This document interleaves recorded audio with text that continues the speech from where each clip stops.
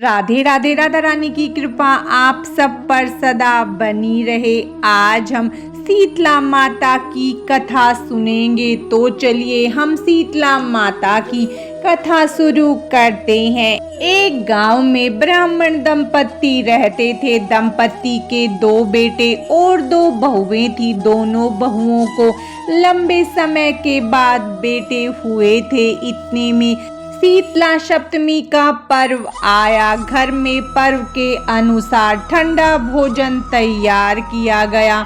दोनों बहुओं के मन में विचार आया कि यदि हम ठंडा भोजन लेंगी तो बीमार होंगी। बेटे भी अभी छोटे हैं।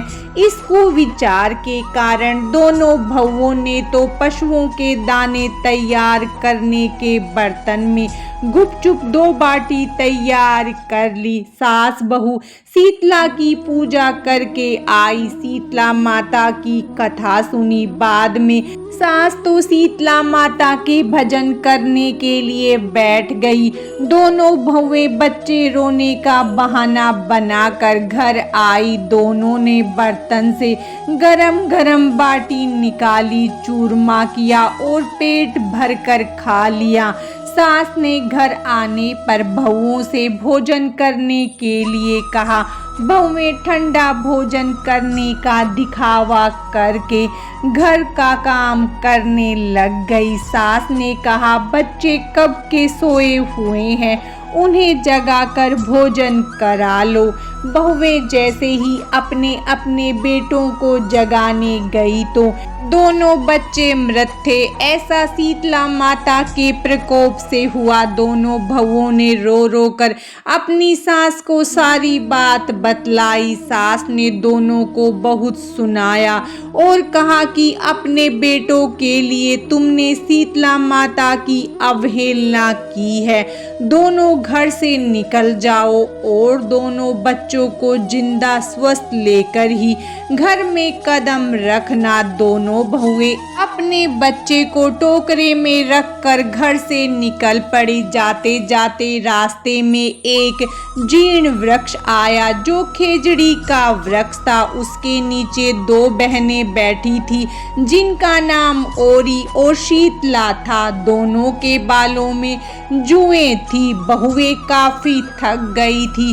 वह भी उस वृक्ष के नीचे आकर बैठ गई। इसके बाद दोनों ने ओरी और शीतला के सिर से बहुत सारी जुएं निकाली। जुओं के निकल जाने से उन्हें काफी अच्छा अनुभव हुआ। दोनों बहनों ने कहा कि जुएं निकलने से उनके मस्तक में शीतलता का अनुभव हो रहा है। कहा, तुम दोनों ने हमारे मस्तक को शीतल ठंडा किया है, वैसे ही तुम्हें भी पेट की शांति मिले। दोनों बहुओं ने कहा कि पेट का दिया हुआ ही लेकर हम मारी मारी भटकती हैं, परंतु शीतला माता के दर्शन हुए नहीं। इतने में शीतला माता बोल उठी कि तुम दोनों दुष्ट हो, दुराचारणी हो। तुम्हारा मुंह तो देखने लायक ही नहीं है।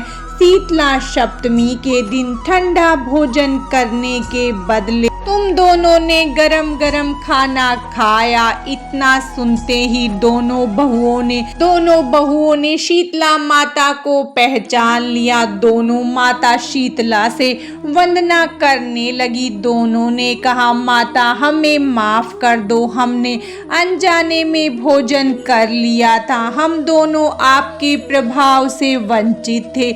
हम दोनों को माफ कर दो। हम दोनों फिर से ऐसा काम कभी नहीं करेंगे।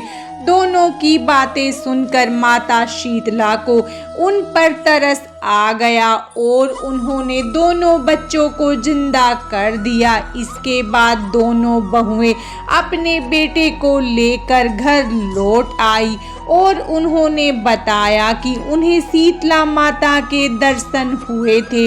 जब गांव के लोगों ने ये जाना कि दोनों बहुओं को शीतला माता के साक्षात दर्शन हुए थे, तो दोनों का धूमधाम से स्वागत करके गांव में प्रवेश करवाया गया। बहुओं ने कहा, हम गांव में शीतला माता के मंदिर का निर्माण करवाएंगी। चैत्र महीने में शीतला सप्तमी के दिन मात्र ठंडा खाना ही खाएंगी। शीतला माता ने बहुओं पर जैसी अपनी दृष्टि की वैसी कृपा सब पर करे। श्री शीतला माता सदा हमें शांति, शीतलता तथा आरोग्य दे। शीतला माता की जय। शीतला माता की कथा समाप्तम। शीतला माता की कृपा आप सब पर सदा बनी रहे। राधे राधे।